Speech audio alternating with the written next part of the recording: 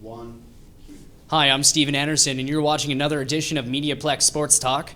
We have another double panel today talking about current issues in the world of sports. Let me introduce you to our first panel. We have Brock Segan and Joseph Elliott. Okay, guys, let's get started. Brock, we'll begin with you. The NBA is back. Their short season starts on Christmas Day. Talk about the lockout, and now that it's back, how does this affect the world of sports? You never want to see a professional sports league miss time because of labor disputes. It happened to the NHL in 2004, and their fans suffered dearly by missing an entire season. It almost happened to the NFL this year, but they were able to wrap up the disputes before the season started. The NBA is lucky. They only missed a month and a half of time. Their once 82-game season that was supposed to start on November 1st will now start, like Steve said, on Christmas Day. It'll be 66 games long, and I'm sure the fans are glad to see the NBA return. You know, Brock, I think it's almost irresponsible on the Players League to deny their fans what they want to see. You know, sure, they want more money, but also people want to see their favorite teams and their favorite players. But, you know, thankfully it's back now, and hopefully they have a great season. Well, it's been a while since people have heard anything about their favorite teams. What club should people be reminded of, good and bad? Well, for the good, I think it's definitely Boston Celtics' year. You know, they have that veteran team, and I think all this extra time they have is going to definitely help them. They have a great defensive player through Avery Bradley, and with him backing Rajon Rondo, I think the two of them could be a great threat for the team. Obviously, a lot of people are going to like the Miami Heat and their stacked offense and the defending champs with the Dallas Mavericks. But for me, I like the Chicago Bulls. I think that they're just one guard away from being a championship team. They've already got last year's MVP, Derrick Rose, on their team to go with the front court with Carlos Boozer and Joakim Noah. I think if they get that guard that can play with Derrick Rose, they're going to be a force to be reckoned with this year. And for the bad, I have to say the Toronto Raptors aren't going to do so great this year. You know, they have a team that is very young. Their oldest player is only 29, and they just didn't get that extra court time that they needed. The Detroit Pistons won the NBA championship in 2004, and then they were finalists in the Eastern Conference in 05 and 06. But since then, they've been in a tailspin, and they've been rebuilding. They had one good player last year. The bright spot was Greg Monroe, the rookie. They added Brandon Knight from Kentucky this year through the draft, who's extremely talented. They've got a lot of weapons, a lot of talent on the team, but they're just not ready to be that playoff team, I don't think.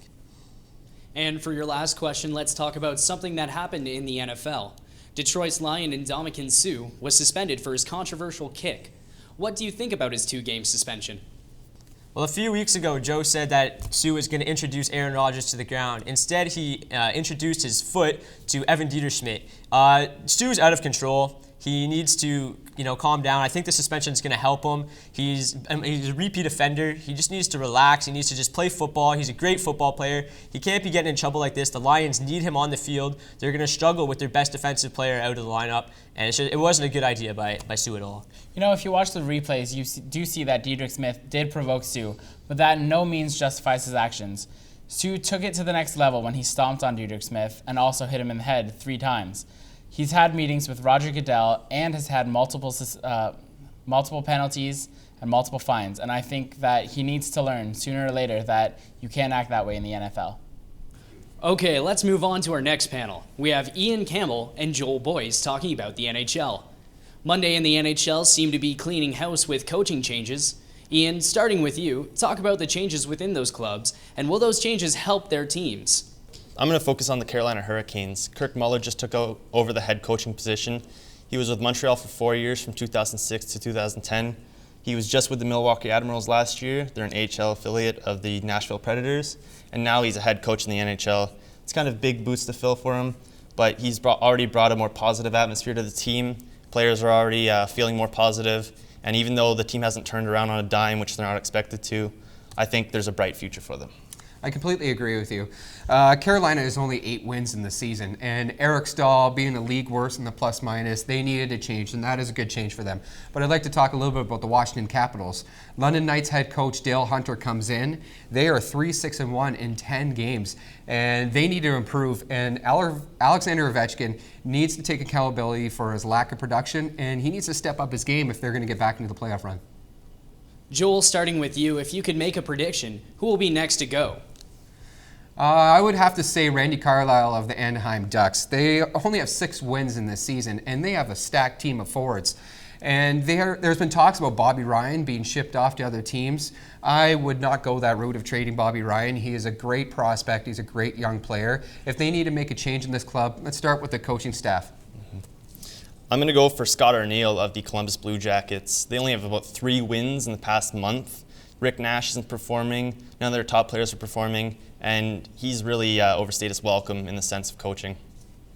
As for the recent suspensions, what do you think about this suspension given to Montreal Canadiens' Max Pacioretty for the hit he put on Pittsburgh Penguin Chris Letang? Ian, let's start with you.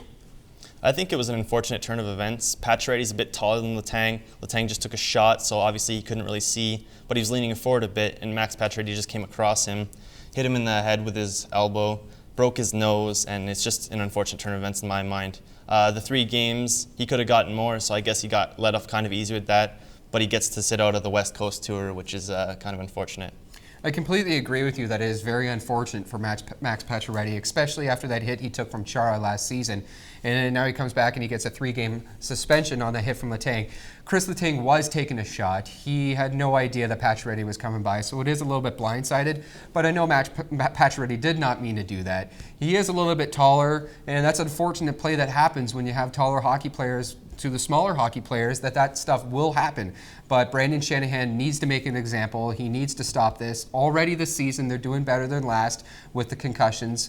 And he had to make a 3-game suspension to kind of just prove his point a little bit further. That's it for today. Thank you for watching MediaPlex Sports Talk. We'll see you next week.